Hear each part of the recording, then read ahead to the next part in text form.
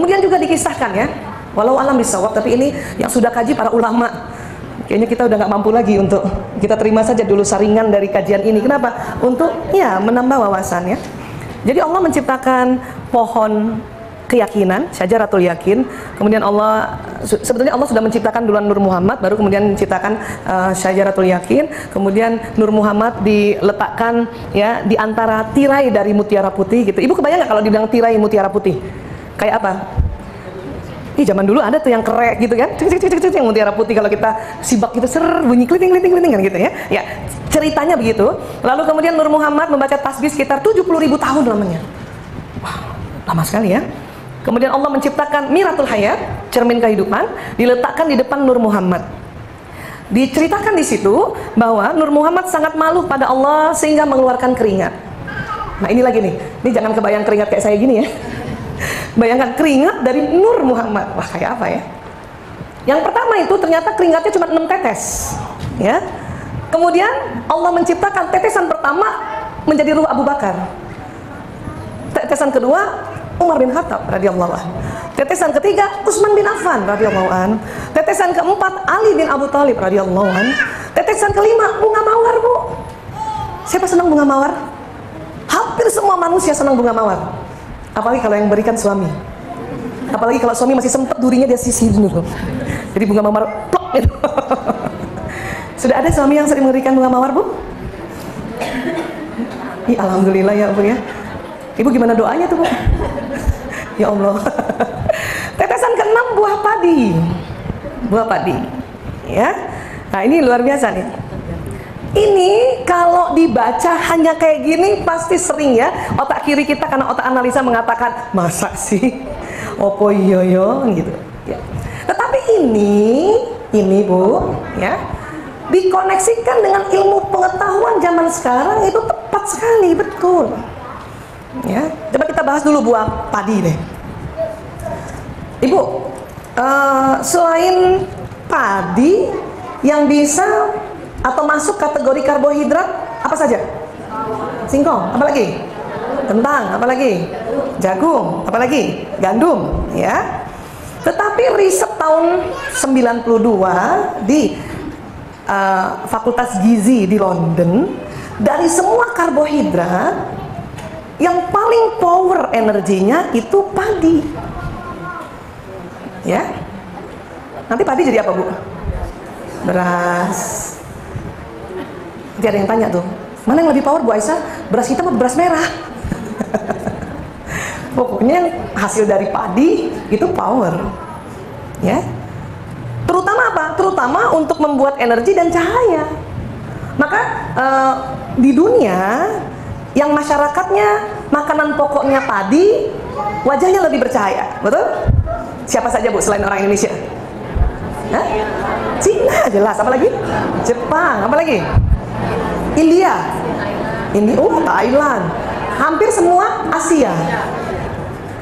Dan ingat, walaupun kita orang Asia mungil, tapi energinya luar biasa.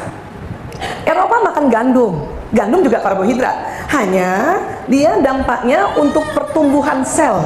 Jadi orang yang rajin makan gandum itu memang ototnya ya bercahaya juga, tapi memang lebih bercahaya kalau makanan pokoknya padi. Karena ternyata padi itu diciptakan dari tetesan ke-6 Nur Muhammad. Bayangkan dari cahaya langsung ke situ, gimana nggak bercahaya? Makanya saya sekarang kalau makan nasi seneng banget. Saya nggak pernah musuhin nasi, banyak pernah memusuhin nasi, saya mah enggak. Apalagi ditambah ilmu ini. Kata suami saya, kenapa kamu nambah nasi? Supaya lebih bercahaya. Mas, tahu nggak? Padi itu tetesan ke-6 dari Nur Muhammad. Oh gitu ya? Iya. Bahkan orang yang sedang diabetes mellitus pun tetap harus makan nasi walaupun ditakar. Kan gitu. Siapa yang suka nasi, Bu? Kalau nggak makan nasi nggak nendang?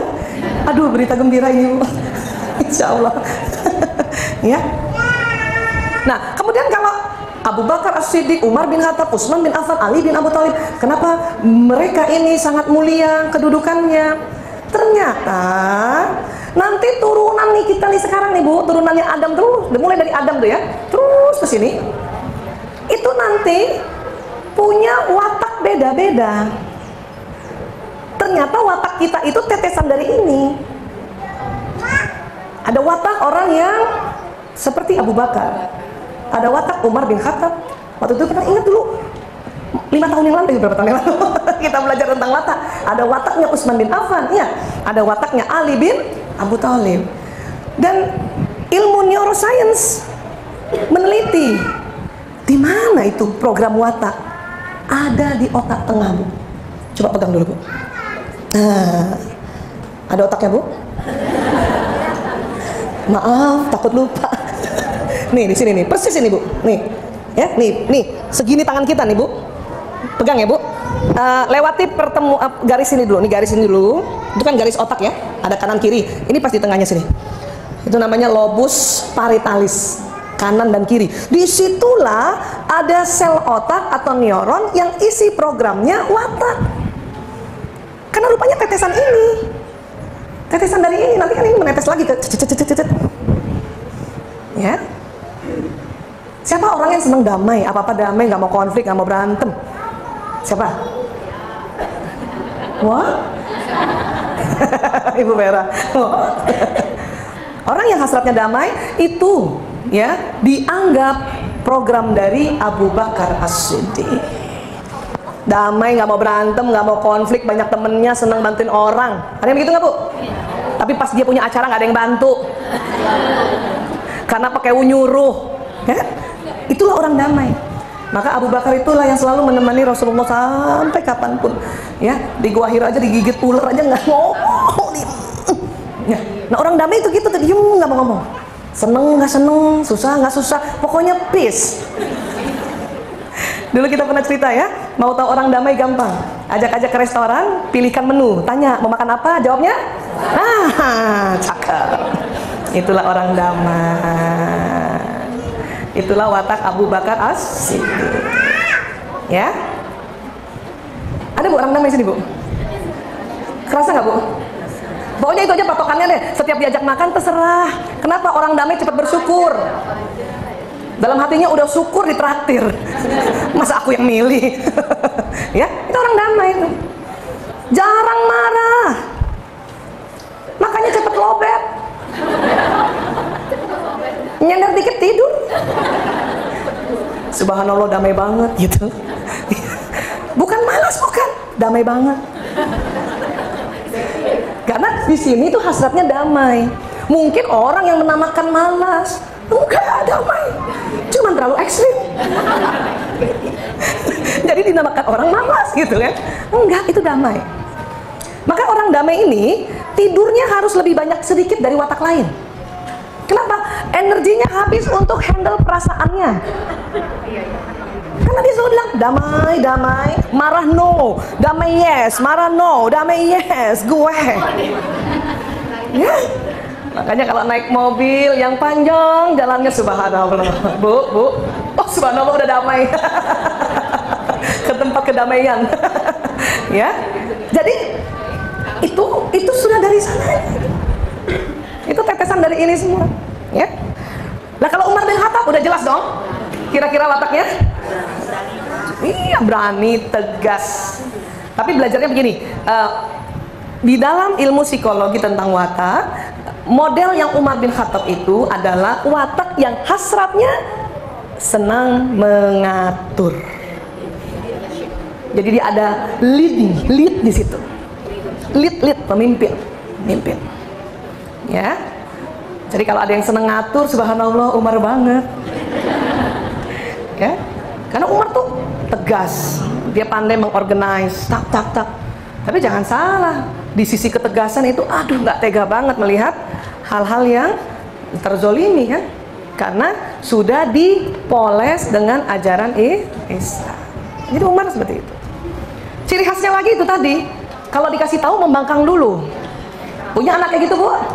Ya, jangan dimarahin. Subhanallah, aku punya Umar di rumah. Saya, Bu, 5, Umarnya 3. Anak saya. Ya kan? Kalau Umar ketemu Umar gimana kira-kira? Cakep. Terpaksa ibunya tarik nafas.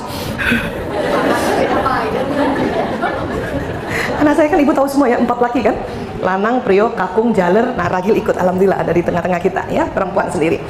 Lanang sama Prio itu ada watak Umarnya bu, ada watak Umarnya, tapi kombinasi-kombinasi ya. Yang pertama Umar kombinasi Ali ya, yang kedua Umar kombinasi Utsman. Kalau yang keluar saat itu, yang pertama keluar watak Alinya dan yang kedua watak Utsmannya, itu soulmate. Tapi kalau pas Umar kedua yang muncul, la ilaha illallah. Dan saya terlanjur tahu ilmu bahwa laki-laki memang secara fitrah suka bersaing. Dan pada saat dia bersaing di awal, sebetulnya kasih ruang waktu dulu untuk bersaing, belajar kompetisi. Tidak boleh langsung nggak boleh begitu rupanya. Tapi kita perempuan, otak perempuan itu otak berkumpul, bukan otak bersaing.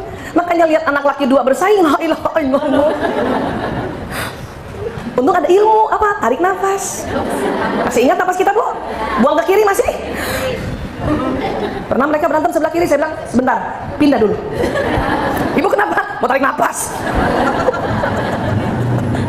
Gitu. Berantem kadang mereka. Tetapi kata para ahli, biarkan kasih ruang waktu dulu. Untuk apa? Belajar kompetisi. Supaya apa? Pada saat nanti, saat usia dia bekerja, dia kuat kompetisi, nggak cengeng. Laki, begitu memang. Kalau kita nggak begitu, kita berkumpul bu. Kita selalu bersahabat. Terasa nggak bu? Kita nggak mau bersaing. Perempuan berkumpul, apa yang didapat? Mengumpulkan informasi. Ada yang informasi utama, mungkin karena ada nasihat ya, mungkin ada tausiah. Ada informasi sekunder dan informasi tambahan, note di bawah.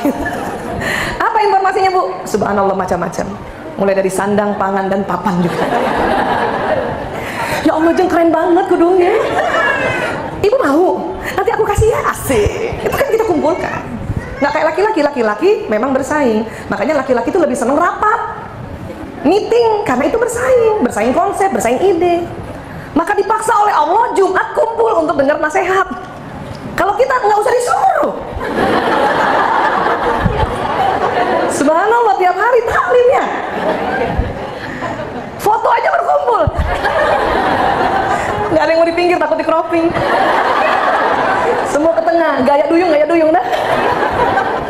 Itu kita perempuan memang senang berkumpul ya. Jadi kalau kita juga sudah tahu tentang watak tuh enak juga gitu. Kapan dipisahkan kalau anak laki sedang bersaing? Apabila kata-katanya sudah tidak indah lagi. Satu, atau sudah mulai ada gelagat mau saling memukul, baru kita ada apa? Kalian boleh bersaing karena kalian laki banget ya. Yang nggak boleh apa? Memukul dan berkata-kata jelek. Diam deh mereka. Tapi mereka senang dikasih ruang dan waktu untuk dulu bersaing. Begitu pemimpin memang bersaing. Bayangkan kalau mereka memang sudah laki-laki sifatnya Umar. Tetapi kalau misalnya yang satu sifatnya Umar, yang satu sifatnya Abu Bakar, kira-kira siapa yang mengalah? Jelas. Tapi tetap di awalnya ada persaingan. Pasti, kasih saja ruang waktu.